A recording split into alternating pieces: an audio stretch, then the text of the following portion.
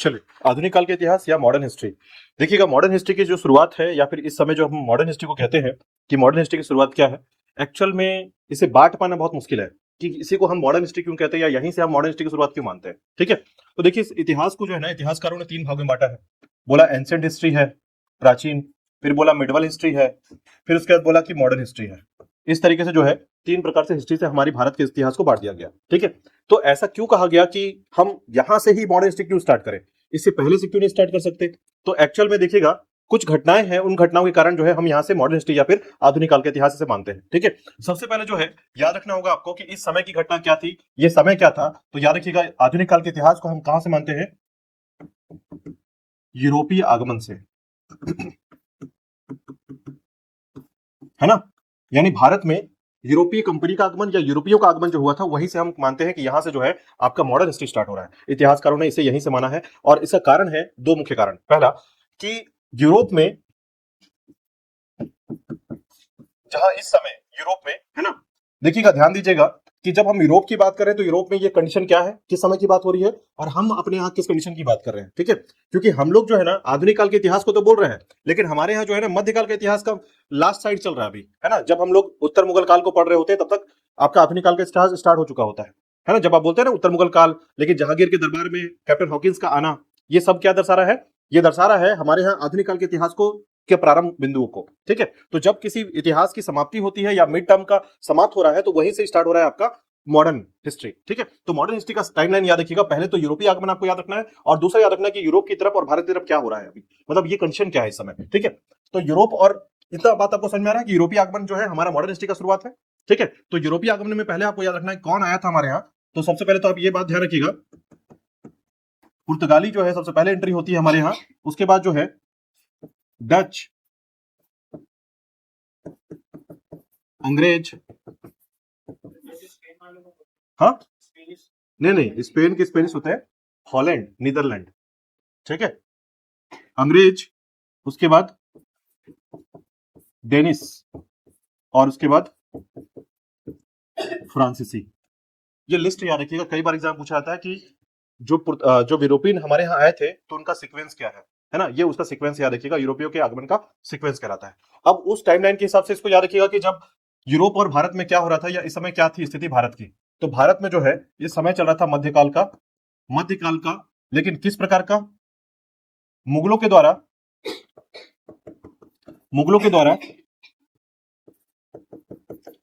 इस समय भारत को जो है ना आर्थिक रूप से मजबूत कर दिया गया था, आर्थिक रूप से मजबूत हो गया था भारत यहाँ पर। इस समय में आर्थिक रूप से जो है अच्छा खासा जो है धन संपदा हमारे यहाँ डेवलप हो चुका था मध्यकाल में, इस टाइमलाइन पर। ठीक है, लेकिन जब बात आती है यूरोप की, तो यूरोप का कंडीशन हम समझते हैं। ठीक है, देखिएगा, यूरोप को जो है ना इस समय क्या बोलते हैं, इस समय है ये औपनिवेशिक काल, यूरोप का औपनिवेशिक काल। औपनिवेशिक काल ये काल होता है या इसे हम पुनर्जागरण का काल भी कहते हैं। यूरोप में क्या चल रहा है, पुनर्जागरण का काल चल रहा है ना। इटली में याद रखिएगा, इटली सबसे ज्यादा आगे है पुनर्जागरण के काल में, ये बात ध्यान रखिएगा। कभी आपसे पूछा जाए विश्व के इतिहास में तो सबसे पहले कहां पर पुनर्जागरण प्रारंभ हुआ था, इटली में स्टार्ट हुआ था। इटली के विश्वविद्यालयों में जब ये बात तय कर दी गई कि धर्म, देखिए अभी तक क्या हो रहा था, एक बात समझने का प्रयास कीजिएगा, जब कभी किसी धर्म को जब आपके सामने बताया जाएगा, उसका व्याख्या किया जाएगा, अगर सही ढंग से व्याख्या नहीं किया गया या उसका मतलब सही ढंग से नहीं निकाला गया तो आप फिर से पुराने काल में पहुंच जाएंगे, पुरानी जगह पहुंच जाएंगे। लेकिन धर्म को जब आप अच्छे से उसके शब्दों को समझना चालू करेंगे तो आगे की तरफ बढ़ना चालू करेंगे, और जब आगे बढ़ेंगे तो उसी को कहा जाता है पुनर्जागरण काल। ठीक है, यानी इटली में जो है, क्योंकि देखिए इटली जो जगह है ना, ये रोमन साम्राज्य का जगह है ना, रोमन साम्राज्य का एम्पायर है यहाँ पर, रोमन साम्राज्य डेवलप हुआ था इटली में। ठीक है, तो उस कंडीशन में इटली जो है ना सबसे ज्यादा धन संपदा वाला देश था एक टाइम पर, इटली, है ना। रोमन साम्राज्य याद रखिएगा, और रोमन साम्राज्य के साथ भारत का व्यापार लगातार चलता था, यानी हमेशा से चलता रहा। हमारे यहाँ जो है ना 2 व्यापार सबसे इंपॉर्टेंट है, याद रखिएगा, ये यूनान के साथ और दूसरा रोमन के साथ। ठीक है, तो 2 व्यापार कहां पर, स्थलीय भाग में, लैंड एरिया से। ठीक है, समुद्री भाग से नहीं। हमारे यहाँ सीधे व्यापार कहां से चल रहा था, लैंड एरिया से चल रहा था, रोमन से और हमारा ग्रीस के साथ या यूनान के साथ। ठीक है, ग्रीस को ही यूनान कहते हैं और रोमन को ही इटली कहते हैं, याद रखिएगा, है ना। तो ये कंफ्यूज नहीं होना चाहिए इसमें। अब देखिए, यूरोपीय आगमन से पहले पहले आपको यह समझना पड़ेगा कि क्या घटना घट रही है। अब इस घटना को समझने का प्रयास कीजिएगा, ये टाइमलाइन क्या है। तो पहले मैं आपको बता चुका हूं कि आधुनिक काल की शुरुआत यूरोपीय आगमन से होती है, भारत में ये यूरोप के लोग आए हुए थे, इस समय में आए थे और इस सीक्वेंस में आए थे, ठीक है। बाद में इसका डेट पढ़ेंगे अभी, लेकिन फिलहाल याद रखिएगा कि यूरोप की तरफ क्या हो रहा है, उपनिवेशिक काल की शुरुआत हो रही है, जहां पर पूंजीपतियों के पास पैसा आ चुका है, लेकिन खर्च कहां करें इसके बारे में नहीं जानकारी है। इसको बोलते हैं उपनिवेशिक काल, है ना। जब आप जो है ना अमीर हो जाते हैं, पूरी तरीके से अमीर हो जाते हैं, लेकिन पैसा आपके पास इकट्ठा हो जाता है, बस आपको खर्च करना होता है, बट किस बिजनेस में करना है, कहां पर करना है, इसके बारे में जानकारी नहीं मिल पा रही है, ठीक है। तो इसके लिए जो है आपको उपनिवेशिक काल को समझना पड़ेगा, इसी को कहते हैं हम लोग उपनिवेशिक काल। आप अपना पैसा, जैसे देखिए एक्चुअल में रशिया का कुछ पैसा जो है ना हमारे बैंकों में जमा है, हम उससे तेल ले रहे हैं भारतीय रुपयों में, वो रुपए को लेके नहीं जाता है, हमारे पास ही रखता है वो पैसा। ईरान का पैसा भी हमारे पास था काफी लंबे समय तक, है ना, हमारे यूटीआई बैंक में जो था उसका पैसा रखा हुआ था। तो हम जब किसी का पैसा इकट्ठा रखते हैं तो उसका उपयोग करते हैं। तो वैसे यूरोप की कंपनियां या यूरोप के जो लोग थे, उनके पास पैसा तो था, लेकिन कहां इन्वेस्टमेंट करना नहीं पता है अभी, ठीक है। तो उस टाइमलाइन को कहते हैं औपनिवेशिक काल, औपनिवेशिक काल, ठीक है, जहां पर हम पैसे को खर्च करना चाहते हैं। तो पैसा आप कहां पे खर्च करेंगे, जहां पर बिजनेस डेवलप हो रहा है ना। उसके बाद दूसरा पुनर्जागरण काल, यानी जहां पर आप धर्म के बारे में बिल्कुल समझ विकसित कर चुके हैं कि धर्म में ये बातें कही गई है, हम दूसरी जगह जाकर कच भी कर सकते हैं, है ना। मतलब एक वैल्यू समझिएगा कि धर्म में जब ये बातें कही जाती है ना, तो धर्म का जो विस्तार है, जब उसे आप सीधी तौर पर जब अच्छे से समझ पाते हैं, तो आप उसके विस्तार को समझ पाते हैं। और इसी को कहते हैं पुनर्जागरण काल, जहां पर आप पुरानी रूढ़िवादी नियमों से बाहर निकल के आ चुके होते हैं, और तब जाकर महिलाएं भी जॉब करना चालू कर देती हैं। इसे कहते हैं पुनर्जागरण काल, याद रखिएगा, ठीक है, जो कि इटली में प्रारंभ हुआ था, रोमन साम्राज्य में प्रारंभ हो चुका था। अब थोड़ा सा और पुराने टाइम पे चलते हैं, देखिएगा अब घटना क्या घटती है। एक्चुअल में ये घटना है 7वीं शताब्दी का, है ना। 7वीं शताब्दी के समय में याद रखिएगा होता क्या है, अरबों के द्वारा आक्रमण होता है, अरब का आक्रमण। भारत में बात नहीं कर रहा हूं मैं, यूरोपीय की तरफ बात कर रहा हूं। तो याद रखिएगा इटली में जाकर जो है ना क्या हुआ, इटली में जाकर अरबों ने जो है पूरी तरीके से इटली को कंट्रोल कर लिया, यानी अपना प्रभुत्व जमा दिया, है ना। अरबों का आक्रमण हुआ था इटली में, याद रखिएगा। अब जब आक्रमण हुआ तो उस आधार पर जो है यहाँ पर इटली में किसका प्रभुत्व हो गया, अरबों का प्रभुत्व हो गया। अब एक बात और ध्यान रखिएगा, इससे पहले इटली का एकाधिकार था व्यापार में, है ना, इटली का एकाधिकार था, याद रखिएगा।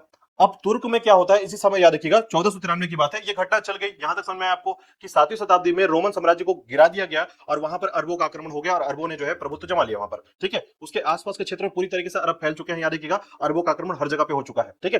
फैलते फैलते ये समय तब तक आ जाता है जहां पर यूरोप, यूरोप में कौन कौन से देश, याद रखिएगा पुर्तगाल, स्पेन, फ्रांस, जितने भी देश आपको दिख रहे हैं, ब्रिटेन उटेन सब देश दिख रहे हैं, ये सब इस चंगुल से बाहर रहते हैं, मतलब बच जाते हैं, है ना। कारण क्या है, अरब उस तरफ नहीं पहुंचते हैं, है ना। तो इस क्षेत्र में बीच वाले मिड मध्य क्षेत्र में पहुंच चुके हैं अरब। अब उसके कारण क्या होता है कि इटली के आसपास के क्षेत्रों में अरबों का आक्रमण हुआ है और अरब कंट्रोल कर रहे हैं। अब व्यापार को भारत से कोई भी सामान जाएगा यूरोप की तरफ तो कौन लेकर जाएगा, अरब लेकर जाएंगे, बिचौलिया बन गया अरब, है ना। तो मुसलमानों के द्वारा, इसे बोलते हैं मुरफत, मुरफत मुसलमान, ठीक है। यहां पर जो थे इन्हें बोलते थे मुरफत, मुसलमानों के द्वारा जो है बिचौलियों का काम करने चालू किया गया।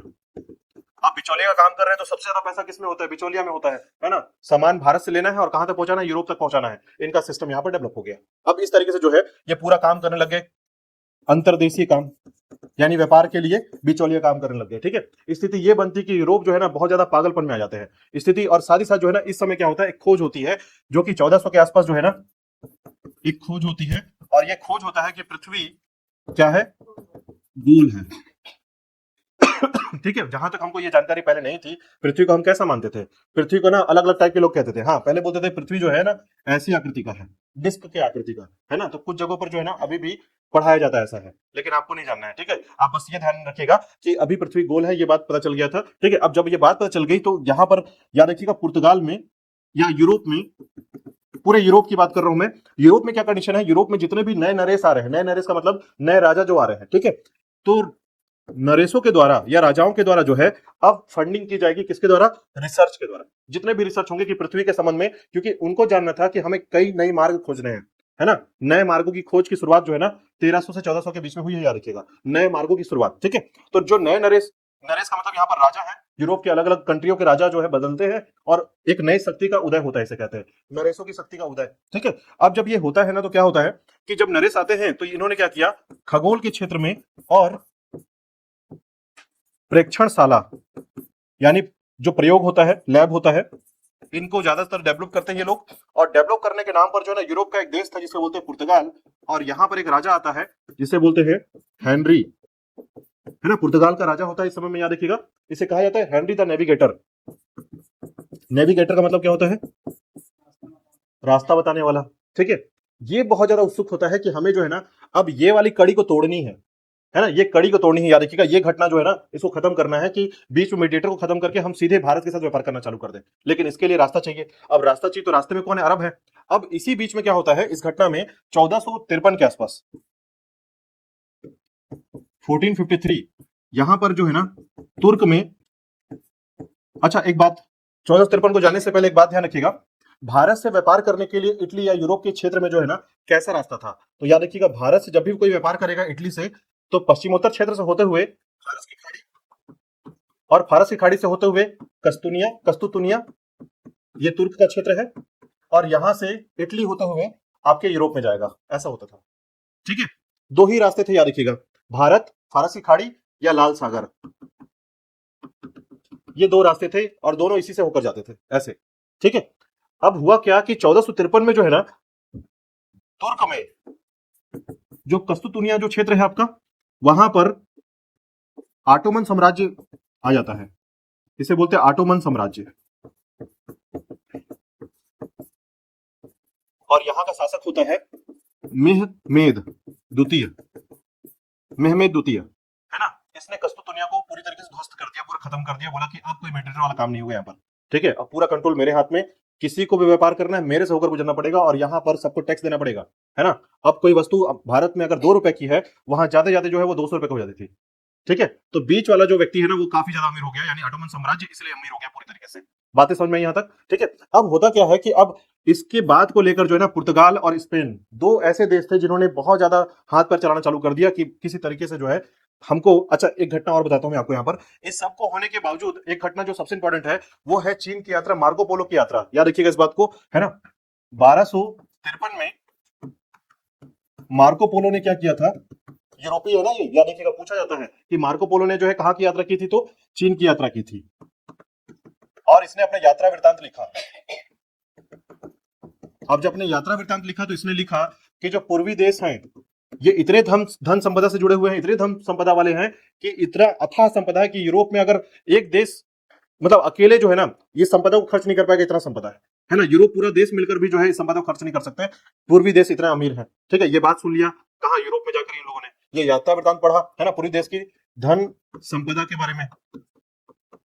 जब ये सुना तो लोगों के दिमाग में जो है ना यूरोप में क्या हुआ, हलचल मच गई कि अब तो भैया पैसा ही पैसा होगा, है ना, अक्षय कुमार। तो याद रखिएगा ऐसे में जो है यूरोप जो है ना माइंड सेट कर लिया कि अब किसी तरीके से यूरोपीय कंट्री की तरफ जाना है, मतलब पूर्वी देश की तरफ जाना है, ठीक है। अब पागलपन दो चीजें से जुड़ गई, एक रास्ता खोजने के नाम पर, और दूसरा हुआ आपका कि किसी तरीके से धन संपदा लाना है पैसे के नाम पर, ठीक है। अब स्थिति यह बनती है कि यहां पर याद रखिएगा, हमारे पास कोई मैप है क्या विश्व का?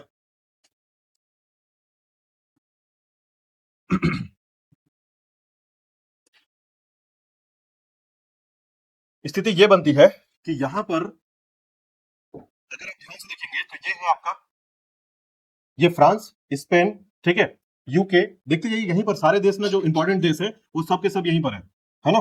तो पुर्तगाल भी आपको यहीं पे मिलेगा, ये दिख रहा है आपको छोटा सा, स्पेन के बगल में पुर्तगाल, है ना। तो पुर्तगीज जो है इसमें सबसे पहले तो याद रखिएगा एक नाम आता है जिसका नाम आता है कोलंबस, नाम सुनिए कोलंबस का। ये निकला भारत को खोजने के लिए कि भारत का रास्ता खोज ले, और वो इधर जाने के बजाय कहां चला गया, अमेरिका चल दिया, है ना। तो उसने पहले क्या खोज दिया, अमेरिका खोज दिया, याद रखिएगा, ठीक है। तो अमेरिका को पहले किसने खोजा था, ये याद रखिएगा, कोलंबस ने खोजा, ठीक है। वो चला गया, आप जाने दीजिए उसको, ठीक है, क्योंकि उसको पढ़ना नहीं हमको, बस याद रखना है, ठीक है। अब हाँ, उस टाइम पर जो है ना अमेरिका अमेरिका नहीं था, मतलब कुछ काम का नहीं था, है ना, क्योंकि वो छोटे छोटे साम्राज्य बटे हुए थे, याद रखिएगा। ब्रिटेन ने जब कंट्रोल किया था तब जाकर वो धीरे धीरे डेवलप हुए थे उस टाइम पर, ठीक है। अब होता क्या है देखिएगा कि यहीं पर हेनरी है, हेनरी द नेविगेटर, इसने अपने दोस्त वास्को डी गामा, है ना। लेकिन एक बात ध्यान रखिएगा, इससे पहले भी एक व्यक्ति आया था जिसके बारे में आपको नहीं पता ना, किताब में इस बार बताया जाता है, ठीक है। एक है बार्को, नाम याद रखिएगा, बार्को, ठीक है। एक्चुअल में ना ये भारत नहीं पहुंच पाया था, बस ये ध्यान रखिएगा, है ना। पुर्तगाल का राजधानी क्या है, लिस्बन, याद रखिएगा, पुर्तगाल की राजधानी है लिस्बन, ठीक है। और लिस्बन सबसे बड़ा शहर है इस टाइम लाइन पर, सबसे अमीर क्षेत्र है अभी, है ना। पुर्तगाल बहुत अमीर था इस समय में। तो होता क्या है कि वास्को डी गामा को भेजते हैं, लेकिन इससे पहले याद रखिएगा एक बार्को नाम का एक व्यक्ति था जो इस रूट में जाता है यहां तक और यहां पहुंच जाता है ना। यानी अफ्रीका का दक्षिणी क्षेत्र ढूंढ लिया था उसने, ठीक। और ये जगह को बोलते हैं केप ऑफ गुड होप, नाम याद रखिएगा, एग्जाम में पूछता है ना। केप ऑफ गुड होप, मतलब आपसे पूछा जाएगा कि समुद्री मार्ग का जो रास्ता है वो कहां से गुजरता था या किसने खोजा था इसे, तो याद रखिएगा बार्को ने खोजा था, है ना। केप ऑफ गुड होप, जिसके मार्ग को ढूंढेंगे तभी भारत पहुंच पाएंगे, ये बात कही दी गई थी। जैसे कई बार होता है ना कि इतिहास में कुछ चमत्कारिक बात होती है, बोलते हैं कि जो हाथी का जो सूर दिखेगा वहां से रास्ता दाएं ले लेना, वहां से पूरे अमीरों का रास्ता निकलता है ना। ऐसे इतिहास में कई संस्कृति में ऐसे जोड़कर कुछ बना दिया था यात्रा में। तो हुआ क्या कि जब ये घटना घटी थी ना, तो इस घटना में जब जैसे ही पृथ्वी गोल है का पता चला, हेनरी ने काफी पैसा खर्चा किया, और खर्चा करने के बाद जो है कंपास बनवाए, है ना, कंपास बने इस समय में। और उसके बाद जो है आपका कंपास के अलावा जो है मैप बनाना चालू किया गया, काफी तेजी से मैप तैयार हुआ। मैप के लिए ना आदमी रखे जाते थे, जैसे आज के टाइम पर जो है ना, अभी मानचित्रकार उतना इंपॉर्टेंट नहीं है, अभी सिविल इंजीनियर होता है तो उसमें मैटर करता है, ठीक है, लेकिन अभी मानचित्र का उतना उपयोग बहुत कम, जब घर बनाने या किसी शहर को बसाने के लिए किया जाता तब जाकर ब्लूप्रिंट होता है। तो बेसिकली समझिए कि ये उस टाइम पर था जब सड़क मतलब मार्ग खोजना है, और उस समय जो है मानचित्र बनाना है हमको, तो पूरे मानचित्रकार को जो है यहाँ पर इकट्ठा किया गया पुर्तगाल में, ठीक है, और तब जाकर जो है मानचित्र बनाया गया। मानचित्र बनाने के बाद कंपास, खगोलीय शास्त्रीय या दुनिया भर की चीजें तैयार की गई। तैयार करने के बाद जो है याद रखिएगा, ये 1498 का समय है ना। अच्छा, बार्को कब आया था? ये 1487 में आया था, याद रखिएगा, है ना। बार्को जो है यहां तक आया था और यहां से वापस लिस्बन चला गया था, ये याद रखिएगा कि बार्को ने ही खोजा था केप ऑफ गुड होप, ठीक है, कब? 1487 में, ठीक है, और 88 में घूमकर वापस आ चला गया डर के मारे, क्योंकि उसको ये बार्को जो है ना, ये यहाँ पर काफी आंधी तूफान आने वाले क्षेत्र थे, याद रखिएगा, यहां से आगे बढ़ना बहुत मुश्किल वाला काम था उस समय में, ठीक है। अब इस बात को देखते हुए वास्को डी गामा जो है ना, इसको भेजा जाता है 98 में, है ना, 1498, और 2 दिन का समय लगाकर जो है ना, ये पूरा का पूरा काम यहाँ पर, अच्छा 2 दिन नहीं, ऐसे 2 दिन कहेंगे गलत होगा, याद रखिएगा पूरे 60 दिन, है ना, पूरे 60 दिन का समय लगता है, लगभग 66 दिन टोटल होता है। उसमें जो है ये केप ऑफ गुड होप पहुंच जाता है, और केप ऑफ गुड होप पहुंचता है तो यहाँ पर मेडागास्कर में 2 दिन रहता है। ये मेडागास्कर दिख रहा है आपको, जिस पर पूरी मूवी बनी है मेडागास्कर सिटी, है ना। तो ये 2 दिन रुकता है यहाँ पर, और 2 दिन के बाद फिर से चलना चालू करता है, और ये जो है कहाँ पहुंच जाता है? कालीकट बंदरगाह। और इस तरीके से भारत के समुद्री मार्ग का खोज हो चुका था, है ना। तो भारत के समुद्री मार्ग खोज कुछ इस प्रकार से हुआ, याद रखिएगा। और इसका कारण था कि यूरोप की स्थिति, है ना। अब यूरोप की स्थिति क्या थी मैं उसके बारे में लेकर चलूंगा, फिलहाल यहां तक समझ में आया? बताइए, कोई क्वेश्चन तो नहीं है ना। तो बार्को का नाम याद रखिएगा, जिसने पहली बार प्रयास किया था। दूसरा वास्को डी गामा आया, और वास्को डी गामा के बाद जब आपसे पूछा जाएगा ना कि भारत में कौन दूसरी बार आया था, तो आपको यह भी बताना पड़ेगा, है ना, क्योंकि पेड्रो जो था वो दूसरा व्यक्ति था पुर्तगाली जो दूसरी बार आया था भारत में, ये आपको ध्यान रखना पड़ेगा, पेड्रो नाम है उसका, ठीक है। आगे डिस्कस करेंगे उसके बारे में। फिलहाल याद रखिएगा बार्को ने प्रयास किया था पुर्तगाल से आने का, और स्पेन ने उसका साथ दिया था, स्पेन ने भी खर्च किया था उस समय में। सबसे ज्यादा जो एक्टिव थे इस समय पुर्तगाल और स्पेन ही थे कि हमको व्यापार करना है, और ये घटना थी, याद रखिएगा, ये वाली भारत के और इस तरफ पाकिस्तान वाली जो स्थिति है, ये देखिए, ये तुर्क वाला जो हिस्सा है ना, और यहीं से होते हुए जो है ना पूरा का पूरा सिस्टम यहां से आगे बढ़ता था, याद रखिएगा, इस तरीके से। तो यहां से वहां तक जाने में जो है ना जो खर्च होता था, ये बहुत ज्यादा खर्च था, तो उन्होंने एक दूसरा ऑप्शन ढूंढा, ये वाला, है ना। तो इस तरीके से समुद्री मार्ग की खोज हुई भारत की, याद रखिएगा। और ये खोज कब हुई थी? 1498 में इस तरीके से पुर्तगाल आ चुके थे यहाँ पर, ठीक है। अब इस समय इसकी खोज की जरूरत क्यों पड़ी, इसको थोड़ा सा ध्यान दीजिएगा। पहला कारण तो मैंने आपको बताया, इटली एकाधिकार खत्म करना था। तो कुछ पॉइंट्स याद रखिएगा जहां पर आपको याद रखना है कि यूरोप की स्थिति क्या थी, ठीक है। यूरोप की स्थिति में सबसे पहले स्थिति थी, याद रखिएगा, इटली का व्यापार में एकाधिकार।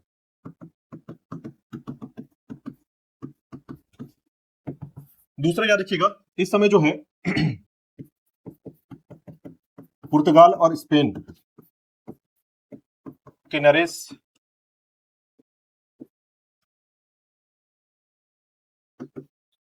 आर्थिक रूप से नए मार्ग की खोज कर रहे थे, और इसी समय जो है पृथ्वी के गोल होने की जानकारी मिलती है, ठीक है। साथ ही साथ याद रखिएगा इस समय जो है एक और बात,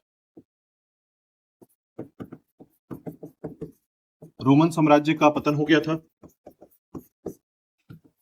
इसके अलावा जो है औपनिवेशिक काल प्रारंभ हो चुका था, यानी यूरोप का जो है ना आधुनिक काल चल रहा था इस समय में, याद रखिएगा। यूरोप में आधुनिक काल स्टार्ट हो चुका था और भारत में मध्यकाल चल रहा था इस समय में, ठीक है। तो औपनिवेशिक काल है, साथ ही साथ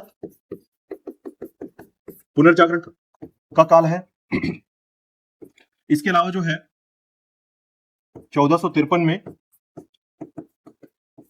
ऑटोमन एम्पायर ने क्या किया, ये पूछा जाता है ना, ये आप आईएमपी रखिएगा, ये लाइन 1453 में ऑटोमन एम्पायर ने कस्तुतुनिया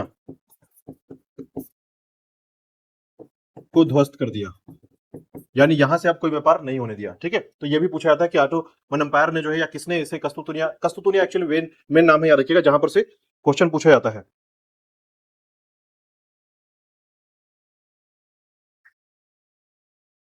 ठीक है, इसके अलावा जो है मार्को पोलो का यात्रा वृत्तांत,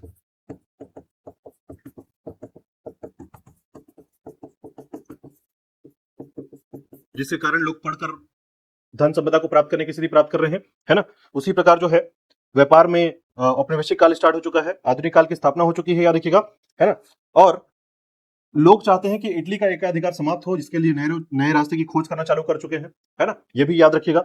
उसके बाद जो है सबसे इंपॉर्टेंट चीज जो है वो ये है कि इस समय जो है ना, जैसे ही स्पेन और पुर्तगाल ने आर्थिक रूप से मजबूत किया अपने आप को, तो यहां पर जो है नए नए उपकरण की खोज की गई, जैसे कंपास की खोज करना, है ना, मानचित्र बनाना, विभिन्न प्रकार के प्रेक्षण कार्यालय बनाना, इस प्रकार का काम यहाँ पर किया गया था। ठीक है, ताकि जल्दी से जल्दी नए रास्ते की खोज की जा सके। ठीक है, ये सारे कारण याद रखिएगा यूरोप के कंडीशन में, जहां पर भारत की खोज करना ज्यादा जरूरी था, है ना, भारत के साथ व्यापार करना समुद्री मार्ग से ज्यादा जरूरी था। तो ये सारे कारण याद रखिएगा, प्रारंभिक कारण। अब इसके साथ जो एक सबसे बड़ी बात आती है कि इनमें पुर्तगाली को आगमन कैसे हुआ, या फिर क्या कारण था ऐसा, पुनर्जागरण काल में क्या परिवर्तन हो रहा था। तो याद रखिएगा पुनर्जागरण काल में जो है ना, एक चीज और जो समझ में आती है कि कृषि की जो स्थिति थी ये बेहद ही कमजोर थी। अब कृषि कमजोर है तो व्यापार अपने आप कमजोर हो जाएगा, इसलिए कृषि के कमजोर होने के कारण जो है हमको व्यापार के लिए दूसरी जगह से माल लाना पड़ेगा। ध्यान रखिएगा, हमारे यहाँ के माल यानी कि जैसे कपड़े और मसाले, यही सबसे ज्यादा मतलब मेहनतपूर्ण चीजें थी जो भारत से निकलकर वहां तक पहुंचती थी, और काफी ज्यादा इजाफा होता था पैसे में। ठीक है, हमारे यहाँ के मसाले इतने महंगे बिकते थे वहां पर, क्योंकि आपको पता होगा कि वहां पर जो है ना सभी तामसिक भोजन वाले लोग हैं, है ना, मतलब सभी के सभी नॉन वेजिटेरियन है। अब उस कंडीशन में आपको क्या खाएंगे, आप उबाला हुआ मांस खाएंगे। उस जगह पर जो है हमारे मसाले इतने बिकते थे कि मसालों का रेट जो है ना धीरे से बहुत स्पीड से हाइक हो गया। ठीक है, उसकी स्पाइक बढ़ने का कारण यही था कि मसालों का रेट जो है ना, मतलब वहां के लोगों को वो जो टेस्ट था या वहां की जो पहचान थी, भारतीय के मसालों की जो पहचान थी वो अद्वितीय हो गई थी पूरे पूरे विश्व में उस समय पर। ठीक है, दूसरा हमारे के कपड़े, है ना, ये दो चीजें जो है ना काफी तेजी से वहां पर मिलने लगे थे, यानी वहां तक उसकी देखिए पहचान तो शुरू से थी क्योंकि व्यापार शुरू से होता था, लेकिन मात्रा में कमी थी। कुछ इस प्रकार से कि अभी ये सामान अगर लैंड एरिया से होकर जा रहा है तो 2 रुपए का सामान वहां 200 में बिक रहा है, लेकिन जब अगर वही व्यक्ति लेने आ जाए जो यहाँ पर वहां उसको जाकर बेचना है, ठीक है, तो फिर वो सामान 2 रुपए से 40 रुपए तक जा पाएगा। उस कंडीशन में जो है समुद्री मार्ग की खोज हुई है। तो ये मुख्य कारण से याद रखिएगा, जिसमें पुनर्जागरण काल एक सबसे इंपॉर्टेंट चीज है, जहां पर कृषि की स्थिति जो है सबसे कमजोर मानी जाती है पुनर्जागरण काल में, है ना, क्योंकि कृषि वहां पर होना संभव नहीं है, बर्फबारी जो है लगातार होती थी वहां पर। ठीक है, इसके अलावा जो है यहाँ पर व्यापार के लिए कच्चे माल की आवश्यकता होती थी।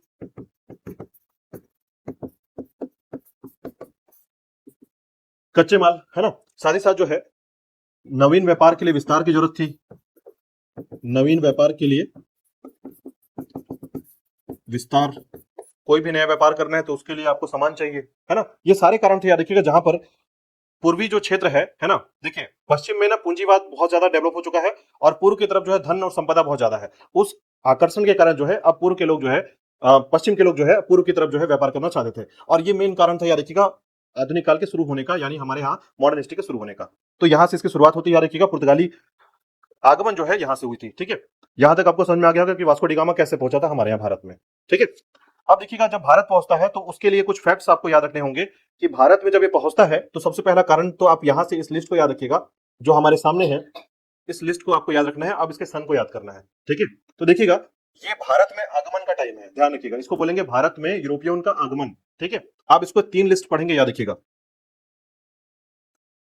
पहला है भारत में यूरोपियंस का आगमन, दूसरा लिस्ट होगा कंपनी की स्थापना, तीसरा लिस्ट होगा व्यापारिक किला या कोठी का निर्माण। क्लियर है? ठीक है, तो ध्यान रखिएगा इसमें 3 चीजें आपको रटना पड़ेगा और किसी भी हालत में आपको ये याद होना चाहिए। ठीक है, तो देखिएगा आगमन के नाम पर जो है हमने पढ़ा था, पहला पुर्तगाल आए थे, दूसरा डच, तीसरा अंग्रेज, चौथा डेनिस, और पांचवा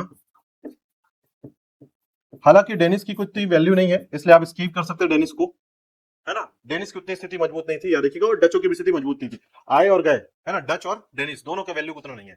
ज्यादा वैल्यू किसकी है? पुर्तगालियों की, अंग्रेजों की, और उसके बाद फ्रांसीसियों की, याद रखिएगा, है ना। तो आप ऐसे बोलेंगे पुत्र अड्डा फंसा, है ना। पुत्र अड्डा फंसा, इसका मतलब है पुत्र जो है ना पुर्तगाली, अड्डा का मतलब है डच को हटा दीजिएगा, अंग्रेज, और उसके बाद ड से निकलेगा डेनिस, और फिर फंसा मतलब फ्रांसीसी। ये बस ऐसे याद करने के लिए आप उसको अच्छे से याद कर लीजिएगा, पुर्तगाली, डच, अंग्रेज, डेनिस, फ्रांसीसी, उसकी जरूरत नहीं पड़ेगी आपको, ठीक है। अब डेट देखिएगा, इसके हिसाब से आपको थोड़ा डेट याद रखना है। तो पुर्तगाली कब आए थे हमारे यहाँ? 1498 में, एकदम रटते जाइएगा, है ना। 1498 में आए थे, मैंने एंट्री बताई थी उनकी, है ना। उसके बाद डच जो है, याद रखिएगा, जिसको हम हॉलैंड कहते हैं, 1595 में, है ना। डच आए थे, याद रखिएगा, ध्यान रखिएगा, डच पहले आए हैं अंग्रेजों से, और कई बार प्रॉब्लम होती है इसको पढ़ने में या समझने में, ठीक है। तो याद रखिएगा, डच पहले आए थे, लेकिन भारत में कंपनी ना बना करके इंडोनेशिया चल दिए थे, है ना। ये इंडोनेशिया चले गए थे, याद रखिएगा, और इंडोनेशिया से जो है कौन सा मार्केट कर रहे थे? मसाले का मार्केट करते थे, काले मिर्च का मसाला, ठीक है, वहां से मार्केटिंग चली थी इनकी। फिर ये भारत आते हैं वापस और कपड़े का व्यापार करना चालू करते हैं, तो इसलिए ये कंपनी बाद में खोलेंगे, लेकिन आए पहले थे, याद रखिएगा, ठीक है। और अंग्रेजों का टाइम तो आप जानते ही हैं, सन 1600 में, है ना। इनको महारानी विक्टोरिया, या देखिए एलिजाबेथ, है ना, एलिजाबेथ जो है इस टाइम लाइन पर, जिसमें कंपनी का निर्माण अभी नहीं हुआ है, केवल क्या हुआ है, व्यापारी जाते थे लेकर आते थे सामान, 1600 में, याद रखिएगा, है ना। कंपनी बाद में बनेगी, ये ध्यान रखिएगा, ठीक है। उसके बाद जो है आपके डच के बाद कौन आया है? डेनिस, ठीक है। डेनिस के लिए बस एक बात ध्यान रखिएगा, डेनिस जब भी पूछता है क्वेश्चन में, डेनिस का आधार जो है ना, हमेशा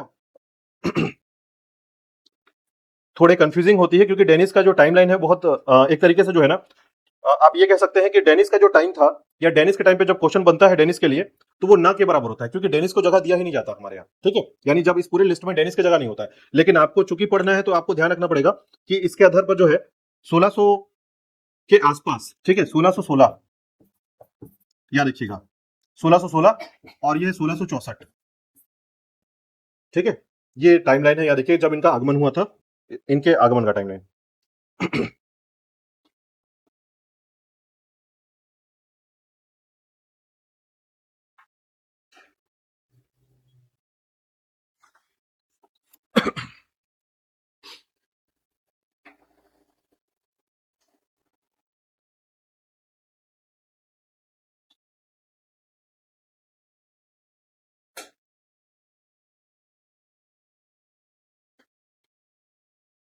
ठीक है, चलिए इसके बाद देखिएगा कंपनी की स्थापना, देखिएगा, है ना। कंपनी की स्थापना कब कब हुई थी?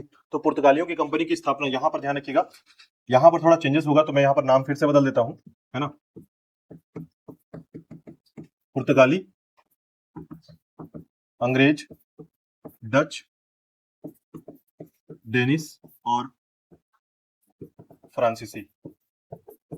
अच्छा, ये अलग अलग क्यों है? तो ध्यान रखिएगा, कंपनियों का निर्माण जो है ना, उनके अपने देश में हो रहा है, यहां नहीं हो रहा है, ठीक है। तो हम कहां पर किसको पढ़ रहे हैं? उनके देश में कंपनी का निर्माण हो रहा है, उसको पढ़ रहे हैं, ठीक है। तो जैसे पुर्तगालियों का जो 1998 में जब हुआ था, याद रखिएगा 1498, इसी समय द हेनरी ने जो है ना, नेविगेटर ने क्या किया था, कंपनी का निर्माण कर दिया, है ना। कंपनी का निर्माण करने के बाद जो है, बाद में देखिए, ये आने का टाइम हो गया और कंपनी के निर्माण का टाइम हो गया, कंपनी वहां बन चुकी है, और अब उसके बाद धीरे धीरे जब आएंगे, कंपनी यहाँ पर आएगी, तो लगभग एक लंबा समय के बाद जो है कंपनी फैक्ट्री बनाएगी यहाँ पर, याद रखिएगा, है ना। फैक्ट्री का मतलब यहाँ पर कोठी से है, दुर्ग या किले से है, कि जब अपने क्षेत्र को हम सेव करते हैं, एक दुर्ग बनाते हैं, और वहां पर जो है अपने लोगों को बसाते हैं, तो ये काम होगा आपका व्यापारिक कोठी का निर्माण होना, है ना। जहां पर आप गोदाम बनाएंगे, गोडाउन, गोडाउन जिसे कहते हैं, है ना, सामान को रखने के लिए, फिर यहां से एक्सपोर्ट करेंगे सामान, तो ये वो जगह है, ठीक है। अभी ये भी बताऊंगा मैं आपको, क्योंकि कोचीन में सबसे पहले ये गोडाउन बनाया था, याद रखिएगा, है ना, कोठी, तो ये याद रखिएगा।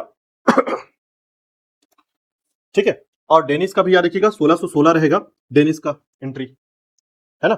अब अंग्रेजों का जो रहेगा, कंपनी की स्थापना, ये आप जान लीजिए, कंपनी की जो स्थापना हुई है वो भी 1600 में हुई है, ठीक है। इसके बाद जो है डचों का जो हुआ है, वो 1602 में हुआ है ना। और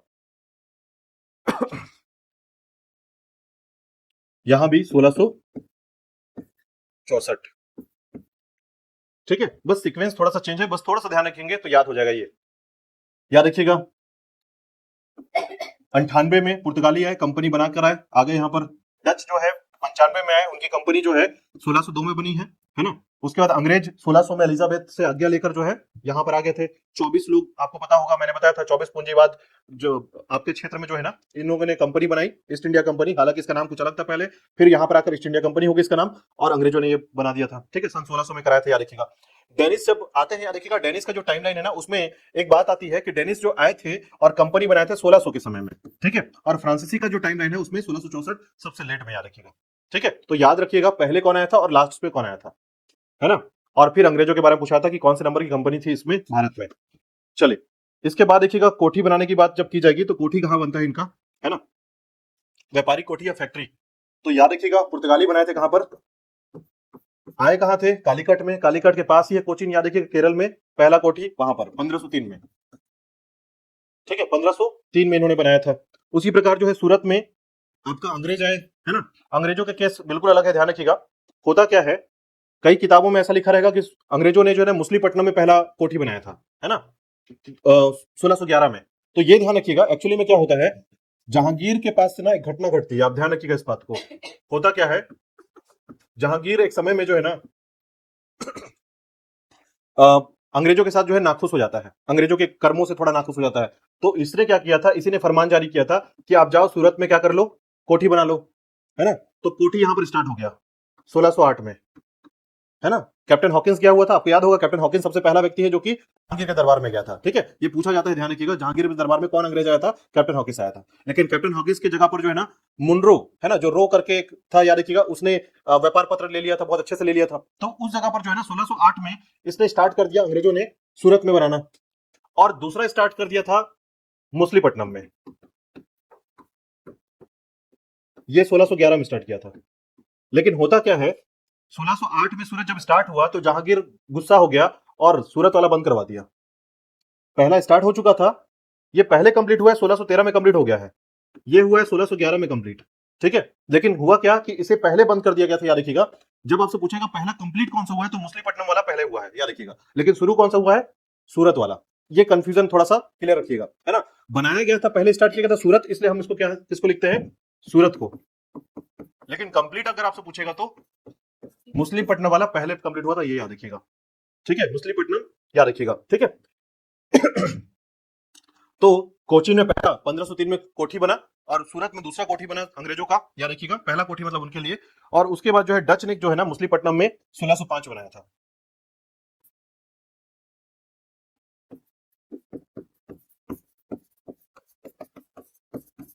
1605 में डच ने बनाया था, याद रखिएगा, मुसलीपट्टनम में। ठीक है, उसके बाद जो है आपका जो फ्रांसीसी है, याद रखिएगा, फ्रांसीसी, डेनिस तो चला गया, है ना, आता हो जाता है, डेनिस का भी कोई बहुत इंपॉर्टेंट रोल नहीं है, याद रखिएगा। लेकिन अगर आप चाहें तो इसका डेनिस के बारे में लिख सकते हैं, क्योंकि डेनिस के संबंध में एक बात कही जाती है कि डेनिस ईस्ट इंडिया कंपनी जब आई थी, है ना, तो 1620 में अपना क्षेत्र बनाया था, कंपनी की स्थापना की थी 1620 में, याद रखिएगा, 1620। ठीक है, डेनिस का है 1620। और इसके संबंध में जब फैक्ट्री की बात की जाती है ना, तो इसने फैक्ट्री जो है ना आपका जो तमिलनाडु क्षेत्र है, ठीक है, तो तमिलनाडु वाला जो लोकेशन है, अगर आप इसको केवल ध्यान रखिएगा तमिलनाडु लिख लीजिए, क्योंकि कारण ये है कि डेनिस का जो इंपॉर्टेंस है वो तो है ही नहीं इसमें। तो बस ये ध्यान रखिएगा कि तमिलनाडु के क्षेत्र में जो है इसने फैक्ट्री बनाया था। ठीक है, बात आती है फ्रांसीसियों की। तो फ्रांसीसी जो है ना, इनमें फ्रांसीसियों ने कंपनी देश इंडेस ओरिएंटल, है ना, कंपनी का नाम याद रखिएगा, फ्रांसीसी कंपनियों को उसे बोलते हैं देश इंडेस इंडियस। ठीक है, तो याद रखिएगा ये कंपनी थी, ओरिएंटलेस नाम कहता था इसका, ओरिएंटलेस। ठीक है, अभी कंपनियों के नाम भी आप सुनेंगे, तो याद रखिएगा। इसके अंतर्गत जो फ्रांसीसी थे उन्होंने अपना बनाया था, ये देखते हुए सूरत में ही अपनी फैक्ट्री बनाई। ठीक है, और ये टाइमलाइन था 4 साल बाद। ठीक है, तो याद रखिएगा इसमें जो नाम आता है उसमें आप डेनिस को स्किप करके बाकी चीजों को याद करने का प्रयास कीजिएगा, है ना। डेनिस को नहीं पूछा आता है, या डेनिस जो है उतना इंपॉर्टेंट नहीं है यहाँ पर। डेनिस मतलब डेनमार्क ना, ध्यान रखिएगा। चलिए, तो ध्यान रखिएगा, पुर्तगाली पहले आए, डच आए, उसके बाद अंग्रेज आए, डेनिस, फिर उसके बाद फ्रांसीसी। ठीक है, अगर हम लोग कंपनी की स्थापना की बात करेंगे तो पुर्तगाली ने सबसे पहले कंपनी की स्थापना की, फिर अंग्रेज किए, फिर डच किए, फिर डेनिस किए, और उसके बाद फ्रांसीसी किए। ध्यान रखिएगा, कंपनी की स्थापना और आने का आगमन जो है वो दोनों अलग अलग रहेगा। ठीक है, और फिर आता है कोठी का निर्माण करना या फिर व्यापारिक कोठी का बनाना। ठीक है, तो सबसे पहला व्यापारिक कोठी कोचीन में, फिर सूरत में, उसके बाद मुसलीपट्टनम में, उसके बाद सूरत में, याद रखिएगा, है ना। तो आपको याद रखना है, जो कि मैंने बोला कि डेनिस को आप स्किप कर सकते हैं, तो 4 लाइन आपको ज्यादा अच्छे से याद रखना है इसमें। ठीक है, तो ये चारों को ध्यान रखिएगा। कल हम स्टार्ट करेंगे पुर्तगालियों के बारे में पढ़ना, कल से टॉपिक रहेगा हमारा, ठीक है, पुर्तगालियों से पढ़ना। यहां तो कोई क्वेश्चन है तो पूछ सकते हैं आप लोग, क्लियर है?